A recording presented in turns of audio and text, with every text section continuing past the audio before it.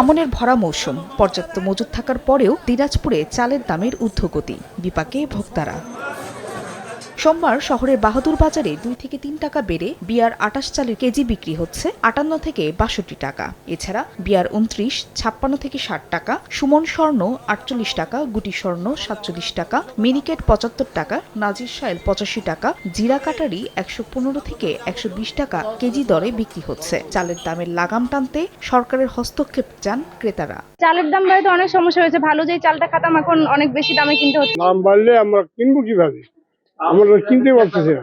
দাম বৃদ্ধির কারণ হিসেবে মিল মালিকদের কারসাজিকে দুষছেন বিক্রেতারা। বর্তমানে মিল থেকে বেশি দামে কিনতে হচ্ছে, যার কারণে আমাদের বেশি দামে বেচতে হচ্ছে। বাজারের ইয়েও ভালো না, তো আপনার ডিমান্ড কম। তবে মিল মালিকদের দাবি, ধানের দামের সঙ্গে সামঞ্জস্য রেখে চালের দাম নির্ধারণ করা হয়। গতবার আশানুরূপ দাম পায়নি কৃষকরা, যার ফলে কৃষকরা এবার আবাদই কম করেছে, যার ফলে আবাদ কম হওয়ার ফলে ধানের দামটা বা শুরু থেকেই বেশি।